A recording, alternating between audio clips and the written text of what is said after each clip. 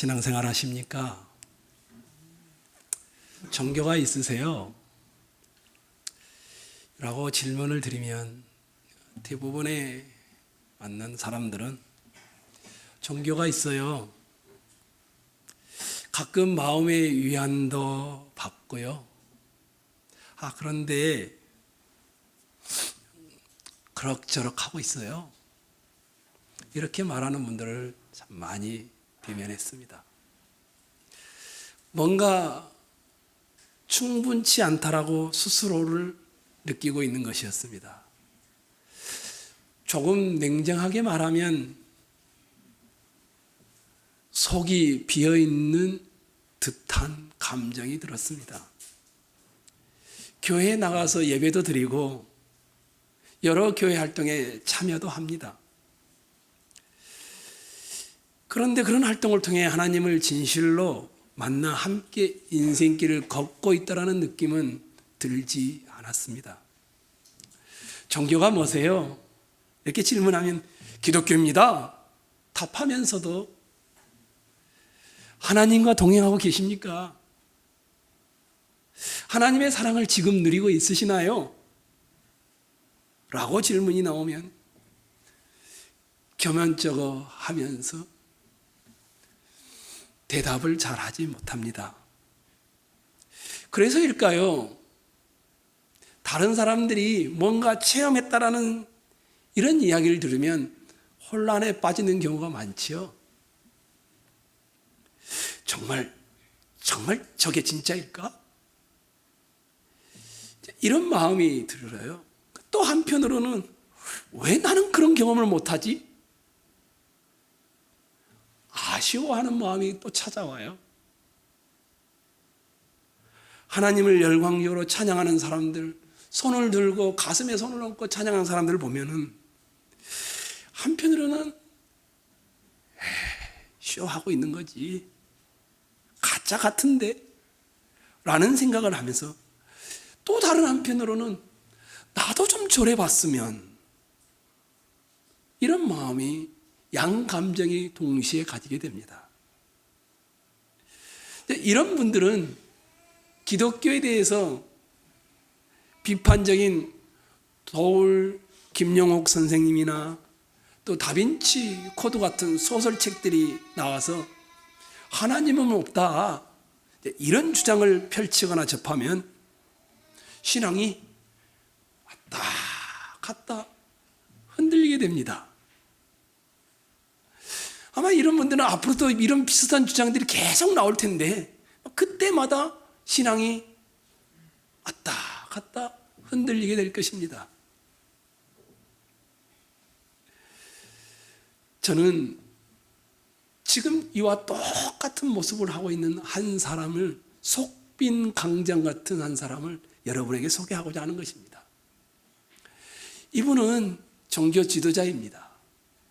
이분은 상당히 사회적으로 높은 지위에 있는 사람입니다. 그렇지만 자신의 비어있는 내면 세계를 바라보면 껍데기만 남아 있습니다. 그의 이름은 헬라식 이름입니다. 니고데모입니다. 여러분이 아까 함께 나누었던 요한복음 3장 1절에서 15절까지에 기록된 사람입니다. 우리 흔히 사람들이 그러죠. 보이고 드러난 세계가 전부라고 생각하죠. 그런데 사실은 우리가 사는 세상은 두 세계로 이루어져 있습니다. 하나는 드러난 외면 세계이지요. 또 다른 하나는 드러나지 않는 내면의 세계입니다. 외면의 세계는 증명할 필요가 없습니다. 오감으로도 충분히 다 볼 수 있고 느낄 수 있고 깨달을 수 있기 때문입니다. 반면에 내면의 세계는 다른 사람은 절대 모릅니다. 그런데 자기 자신은 자기를 볼 수 있죠. 자기 내면의 세계를 말입니다. 니고데모의 드러나는 외면의 세계는 어떨까요? 바리새파 사람입니다. 이 말은 굉장히 소수의 존경받는 이스라엘의 경건에 속한 사람이라는 의미입니다. 이 사람은 공회의 의원입니다. 상류층의 사법권을 가지고 있는 굉장한 엘리트라는 의미입니다. 이 사람은 바리새파 사람입니다. 유대인들을 이끌어가는 경건한 종교 지도자라는 의미입니다. 게다가 이 사람은 율법의 선생이었습니다. 모세 오경을 창세기, 출애굽기, 레위기, 민수기, 신명기를 다 암송합니다. 굉장하죠? 이 정도가 아닙니다. 니고데모가 그랬는지는 모르겠지만 그 당시의 바리새파 사람들은 일주일에 2번 이상씩 2일씩을 금식을 합니다. 무척 종교생활에 충성스러워서 아주 작은 것 하나를 이웃에서 배추 한 포기를 줘도 그 한 포기를 10분의 1을 잘라서 하나님께 드릴 정도로 그렇게 11조 생활을 잘하는 사람들입니다. 겉보기에 이 니고데모는 멀쩡했습니다. 아니, 다른 사람들이 야, 나도 니고데모처럼 되고 싶다. 흠모할 만한 것들이 가득 차 있습니다. 이것이 니고데모에 드러난 외면의 세계입니다. 그러면 니고데모에 드러나지 않는 내면의 세계는 어떨까요?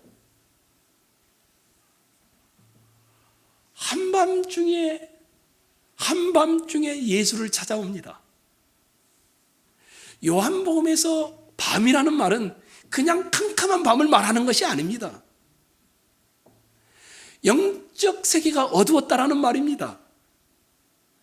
니고데모의 내면의 세계는 어두움이었습니다. 분명치가 않습니다. 흔들렸습니다. 의심이 되었습니다. 니고데모는 창피하기도 하고 상류층의 사람이기도 하고 게다가 또 율법의 선생이기도 하고 다른 사람에게 표현하지를 못합니다. 그렇지만 자신의 신앙생활에 만족이 없습니다. 뭔가 비어있다라는 느낌이 드는 겁니다.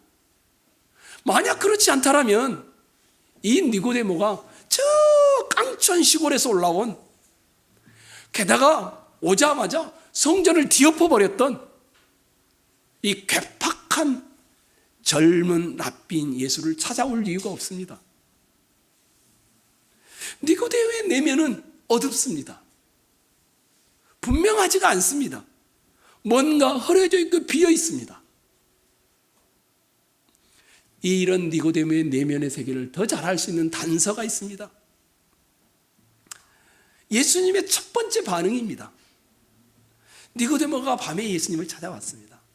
근데 얼마나 잘 배운 사람인지, 랍비여, 당신은 하나님이 보내신 선생님이 맞습니다.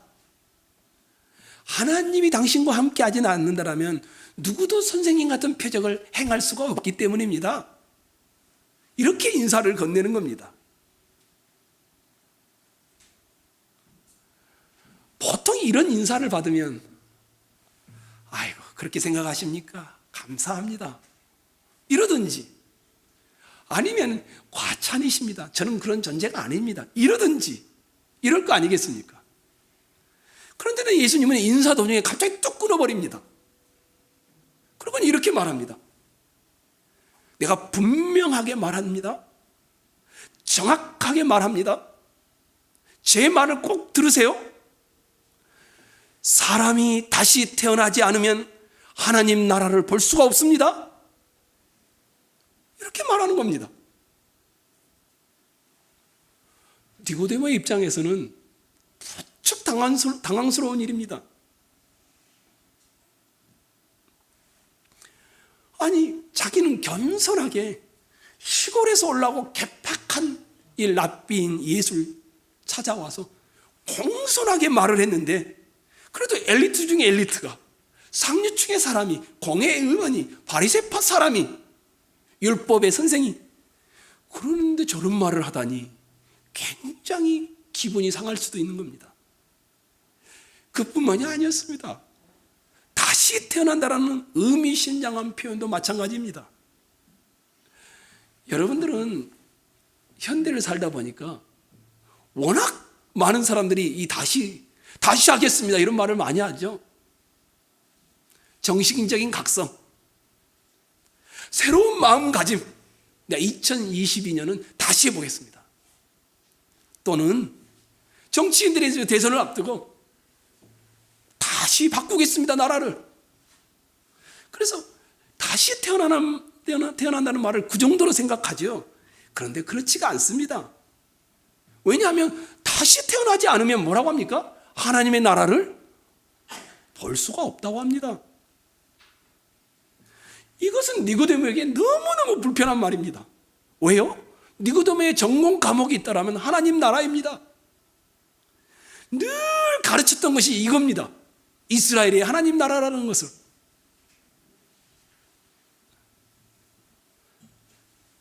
니고데모는 다시 태어난다는 말이 무엇인지 모르는 것이 분명했습니다. 어머니 뱃속에 다시 들어갔다 나오란 말입니까?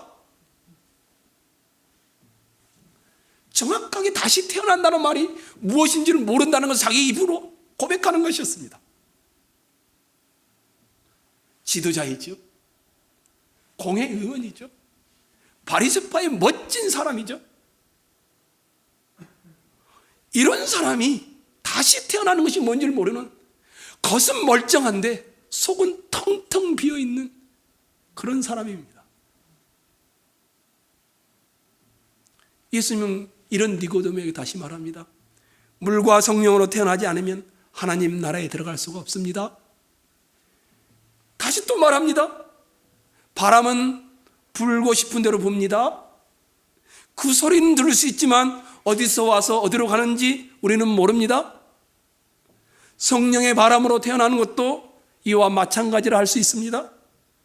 다시 태어난 것에 대해서 이렇게 설명을 하는 것이었습니다. 그런 후에 여러분이 아까 읽었던 민수기 21장 4절에서 9절에 나오는 놋뱀 사건을 꺼내듭니다. 모세가 광야에서 뱀을 들어 올렸듯이 인자도 사람들 머리 위에 들어 올려야 합니다. 아주 이상한 이야기였습니다. 예수님의 뱀과 인자 이야기를 하자마자 모세에게 정통했던 이 니고데모는 바로 민수기를 떠올렸을 겁니다. 애굽의 폭정에 시달리던 이스라엘 백성들을 하나님이 구원해내 가나안 땅으로 인도해 가는 이야기의 스토리죠. 가나안 땅으로 가는 중에 이스라엘 백성들은 막 불평을 합니다. 너무 힘든 길로 가기 때문이었습니다. 차라리 애굽 땅에 있을 때가 더 좋았습니다. 이런 말까지 나왔습니다. 애굽으로 돌아갑시다. 하나님은 당연히 이들에게 진노했습니다. 죽을 운명에서 구해내 줬더니 가는 길이 힘들다고 불평하고 있는 지도자를 탓하고 있고 하나님까지 원망하다니, 결국 하나님은 불뱀을 보내서 사람들이 물려 죽도록 했습니다. 그때 모세가 하나님께 기도하는 겁니다. 하나님, 당신의 이름을 위해 이들을 광야에서 죽도록 두시면 어떡합니까? 주와 마땅한 자들이긴 하지만 하나님, 당신의 이름을 위해서라도, 아니 저를 좀 봐서라도 제발 살려주십시오. 그러자 하나님께서 말씀하시죠. 그러면 놋으로 된 뱀을 하나 만들어라. 그리고 굉장히 높은 장대에 매달아라. 그러면서 이렇게 말합니다. 그것을 쳐다보는 자들은 낫게 해주겠다. 그 후에 그 놋뱀을 본 사람들은 병이 나았습니다. 이게 민수기의 이야기입니다. 지금 예수님은 그때 놋뱀을 들렸듯이 자신도 십자가에 들려 죽어야 한다라고 말한 것이었습니다. 그런 후에 이는 그를 믿는 자마다 영생을 얻게 하려 하심이니라. 한번 여러분이 생각해 보십시오. 여러분이 그 현장에 있다고 생각해 보십시오.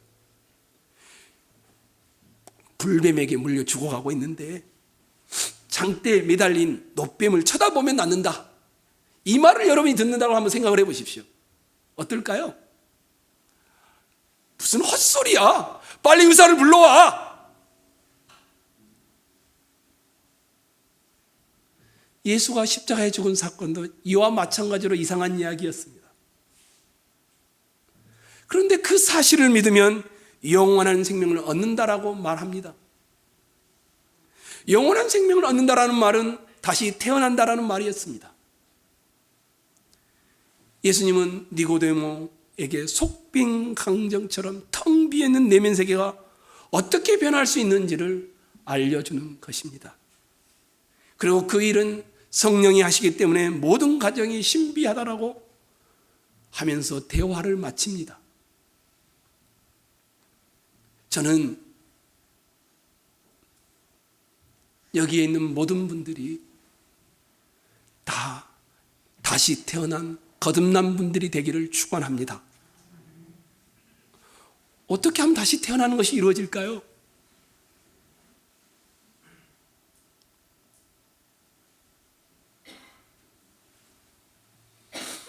첫 번째는 자신의 문제를 정확하게 정직하게 인정하는 것입니다.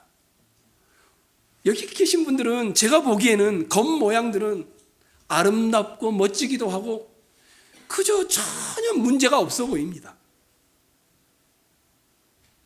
그러나 내면은 늘 멀쩡할지 모르지만 내면은 그렇지가 않습니다. 젊고 건강한 분들은 어떨지 모르겠지만 육체가 갈수록 늙어가시는 분들은 자신감이 떨어지는 걸 알 겁니다. 저도 그렇습니다. 아시죠? 정말 초연하게 살고 싶지만 열등감과 우울감으로 괴로울 때가 참 많습니다. 자신이 무가치하고 무의미하고 아무것도 이룬 것이 없다고 느껴질 때도 있습니다. 자족하고 싶지만 홀로 만족하고 싶지만 우리 안에는 외로움이 참 많습니다. 혼자 있는 것을 싫어하고요. 못 견뎌합니다. 내면 세계가 비어있기 때문입니다. 정직하게 살고 싶지 않은 사람이 누가 있어요? 근데 사실 크고 작은 거짓말을 우리는 너무 자주 하죠. 거짓말을 반복하다 보니까 거짓말하고 있는 자기 자신도 속이죠. 그것이 거짓말이 아니다라고. 거짓말을 하고 있는데 거짓말이 아닌 것처럼 자기 자신이 그걸 믿고 있는 겁니다. 여러분, 내면의 열등감과 우울함, 외로움과 이 거짓들이 합쳐지면 어떤 일이 벌어질까요? 사람을 상대하는 데서 상처가 나기 시작합니다. 신문 기사에 나오는 폐륜적인 사람들을 보면은 저런 놈이 있어? 저런 놈은 쳐 죽여야 돼? 사형을 시켜야 돼? 그렇게 질타합니다. 하지만 이분들을 직접 만나보았던 사람들은 전혀 그렇게 말하지 않습니다. 그렇게 될 수밖에 없는 환경의 원인이 있다고 말합니다. 처음부터 그런 사람이 아니었다라는 겁니다.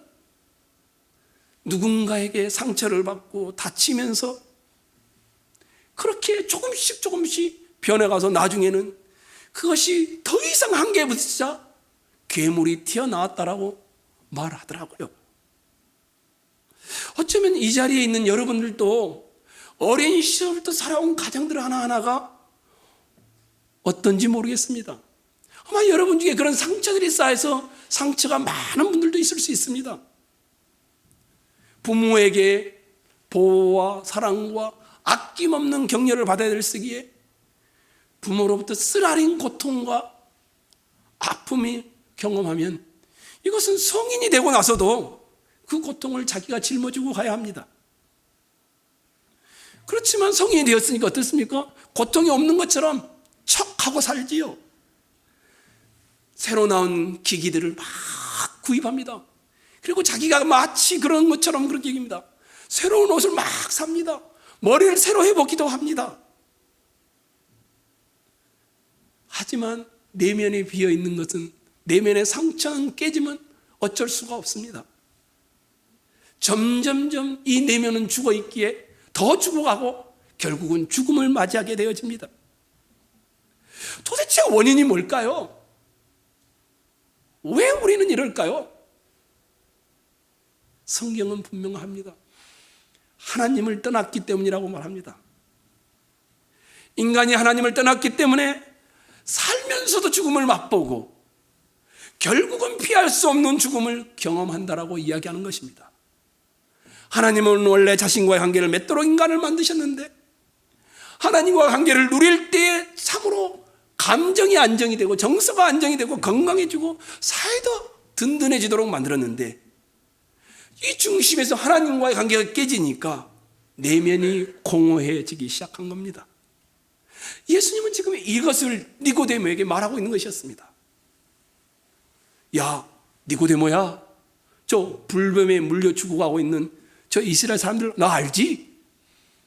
네가 지금 이스라엘 백성이 불뱀에 물려 죽어가는 상황과 다를 바 없는 존재란다.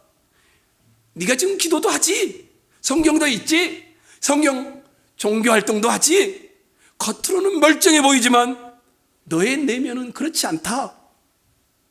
네가 그것을 인정해야 한다라고 말하는 것이었습니다.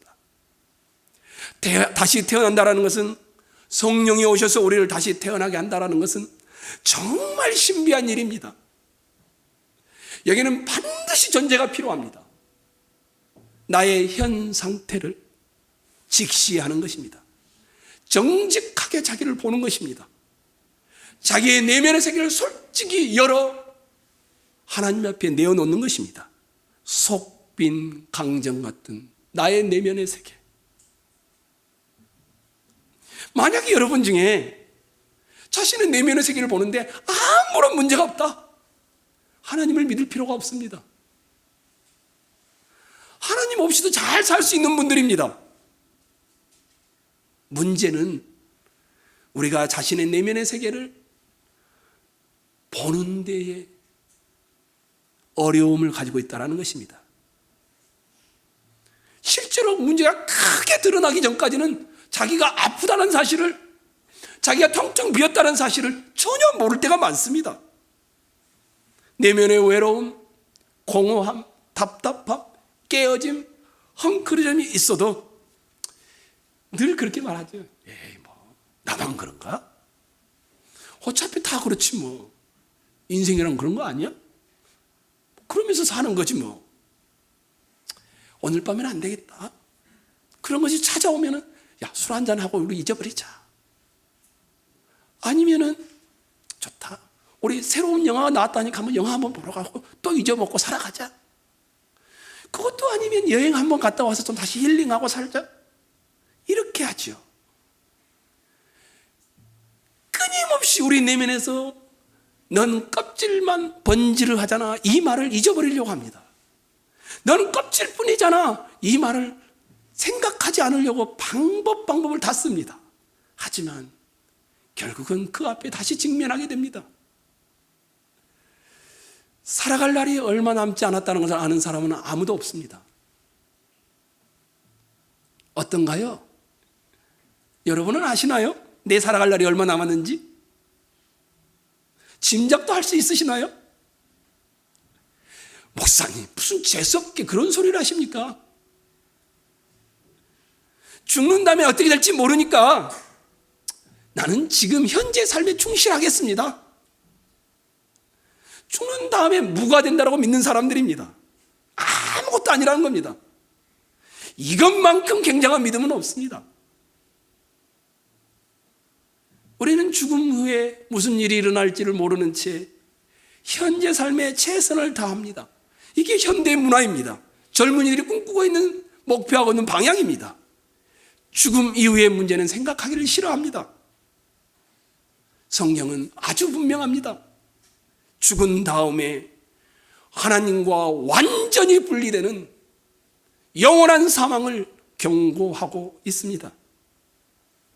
하지만 우리는 그 사실을 직시하려고 들지 않습니다. 그러다가 내 곁에 있는 사랑하는 사람이 갑자기 세상을 뜨면 그제서 죽음을 다시 고민하기 시작합니다. 이런 일이 없는 한 웬만하면 직시하지 않고 그냥 넘어가지요. 그럭저럭 인생을 살아가는 사람일수록, 정말 특별한 문제가 없는 사람일수록 정직하게 자기 인생을 비추는 일은 참 어렵습니다. 차라리 큰 어려움에 빠졌으면 이런 사람은 정말 쉽습니다. 인생의 문제에 대해서. 그렇지만 대부분의 사람은 자신을 포장하고 위장하고 이런 것들이 부서지기 전에는 자신을 보기가 쉽지가 않습니다. 성공하고 있을 때, 그럭저럭 잘 해내고 있을 때 자신을 보지 못합니다. 자신의 상황이 얼마나 심각한 줄 모르는 사람들은 하나님이 고치신대, 하나님을 믿으면 된대, 이런 말을 하면 이렇게 말합니다. 그래? 그렇게 해주면 감사하지. 근데 안 해줘도 별로 상관없어. 내가 교회 다니는 것은 좀 더 고상해지려고 그래. 그래도 교회 다니면 뽀대가 나잖아. 이 정도면 됐지 뭐. 제가 여러분에게 분명히 말씀드리겠습니다. 이런 사람은 다시 태어날 수가 없습니다. 이런 사람은 다시 태어나는 경험을 할 수가 없습니다. 우리가 죽어가고 있으며 결국 죽을 수밖에 없는 존재이고 자신의 내면이 텅텅 비었다는 사실을 정직하게 인정하지 않으면 말입니다.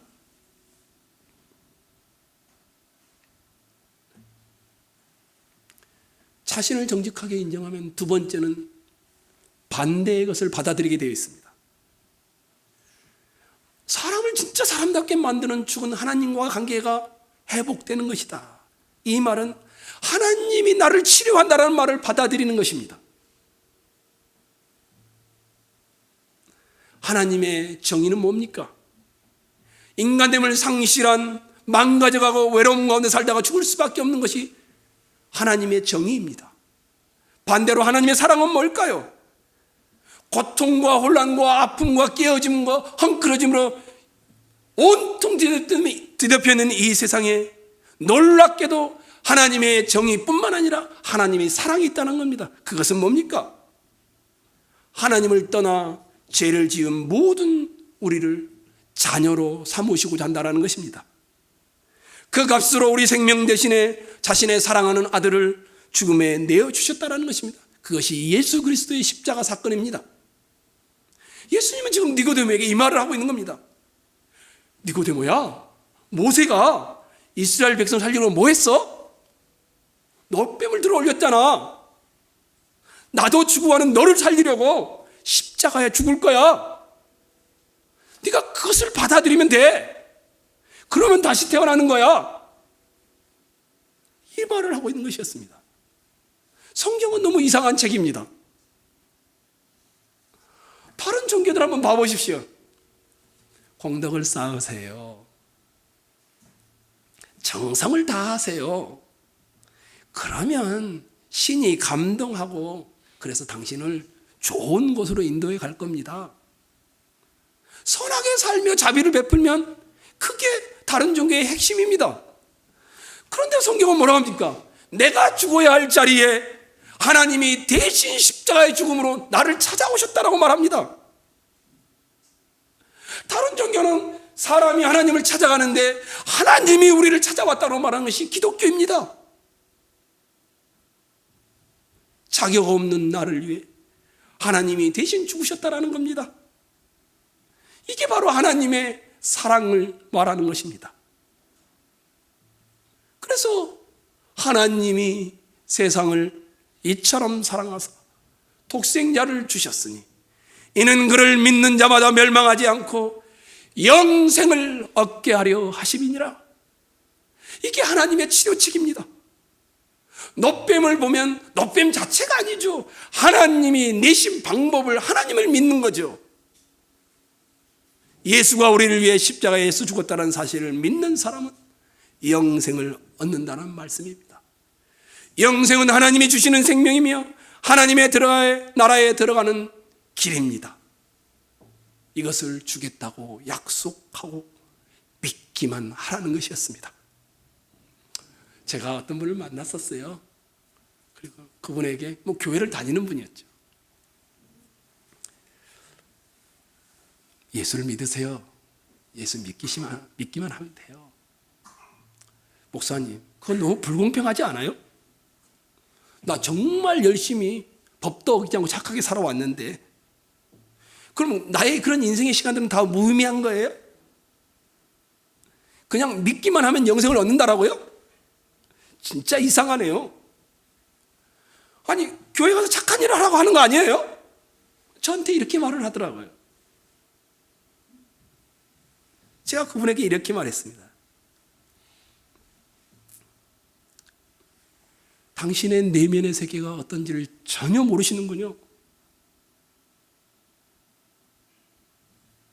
이런 분에게는 예수님의 십자가의 사건이 당연히 이상한 일입니다. 믿기만 하면 된다고요? 그러면 나쁜 짓 하다가 죽기 전에 예수만 믿으면 천당 간단 말인가요? 예수랑 나란히 십자가에 달 때는 강도처럼 말입니까? 제가 다시 그분에게 말했습니다. 겉으로 번듯하지만, 선하고 착해 보이지만 당신의 내면의 슬픔과 외로움과 공허가 뒤덮였다는 것을 전혀 보지 못하고 계시는군요. 이것을 아는 사람은 믿기만 한다는 것이 얼마나 큰 선물인지 고백합니다. 당신에게 이것은 이상한 소식이지만 그분들에게는 이것이 기쁜 소식이 됩니다. 사람은 이미 하나님을 떠나 있기 때문에 이미 죽음 가운데 있고 결국은 죽음에 이릅니다.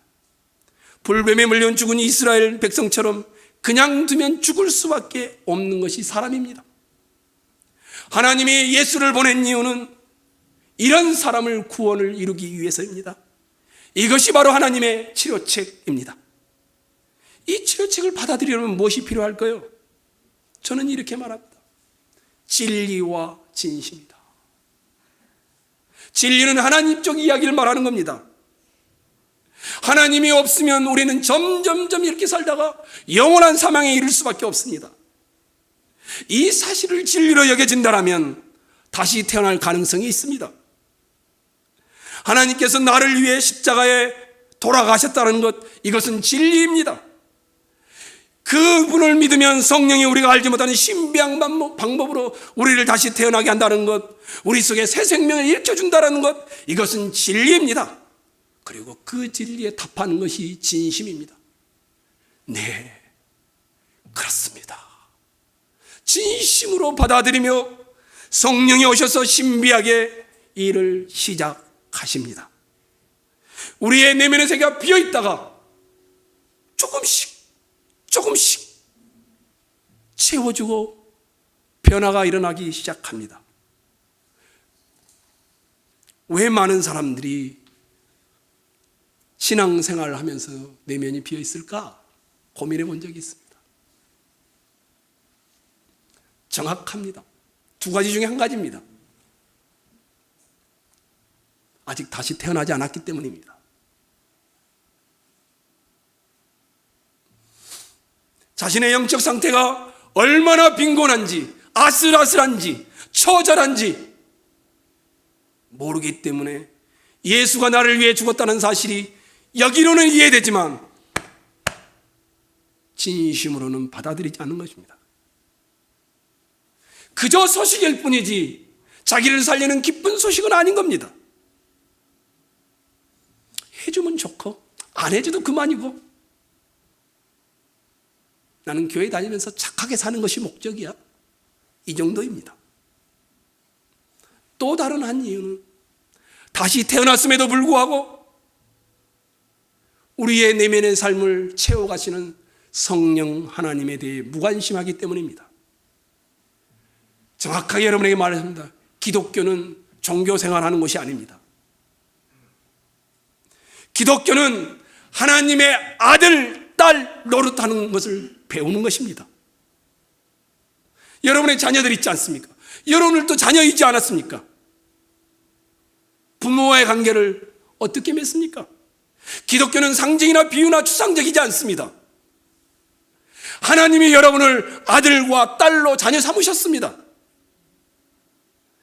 아들로 살아가는 것을, 딸로 살아가는 것을 배우는 것입니다. 이것이 성경이 말하는 다시 태어난 자의 삶입니다. 이것이 없으면 기독교는 종교일 뿐이고 형식일 뿐이고 제도일 뿐입니다. 일요일마다 교회에 갑니다. 11조도 하고 기도도 하고 성경도 읽습니다. 그러나 내 속에 계신 성령과 함께하는 인생길을 걷지 않는다라면, 성령을 개념으로만 이해하고 있다라면 우리는 형식 기독교의 종교만 남아있는 것입니다. 하나님은 여러분을 만나고 싶어 하십니다. 예수님은 여러분을 지금 바라보고 계십니다. 찾아가는 것이 아니라 찾아오셨습니다. 사마리아 여인처럼 숨겨진 저 수가성의 우물가에 찾아가듯이 여러분을 찾아오셨습니다. 그리고 이렇게 말합니다. 나는 너의 영원한 친구가 되기를 원한다. 나는 너에게 영원한 생수를, 나는 너에게 목마르지 않을 수 있는 물을 주겠다라고 말씀하십니다. 니고데모의 마음문을 두드리고 계십니다. 니고데모야, 내가 너를 다시 태어나게 할 수 있단다. 하나님의 영이 네 속에 들어가 새로운 삶을 살도록 이끌 수 있단다. 이렇게 말하고 있는 것이었습니다. 우리를 찾아오신 하나님, 우리를 만나고 싶어 하시는 하나님, 이것을 만나는 것이 예배입니다. 내 상태를, 텅 비어있는 석빈 강정 같은 내 상태를 인정하고 내 속의 문제를 직시하면서 나를 찾아와 내 마음의 문을 두드리시는 그분이 두드릴 때 우리는 그저 진심을 다해 나아가는 것이 예배입니다. 니고데모는 예수님이 찾아와서 말씀을 했지만 그 자리에서 변한 것 같지는 않습니다. 언제 변했는지 정확하게 알 수는 없지만 나중에 예수님이 십자가에 달려 죽고 장사를 지내게 됐는데 다 제자들끼리 다 도망가 버렸습니다. 그때 니고데모는 관원들에게 가서 예수님의 시체를 용감하게 당당히 내어달라고 요구하는 인물 중에 한 사람이 됩니다. 죽음을 두려워하지 않고 예수의 시신을 찾았고 결국 부활한 예수를 만난 인물이 됩니다. 사랑하는 성도 여러분, 우리에게 이런 찬양이 있습니다. 예수가 우리를 부르는 소리, 그 음성 부드러워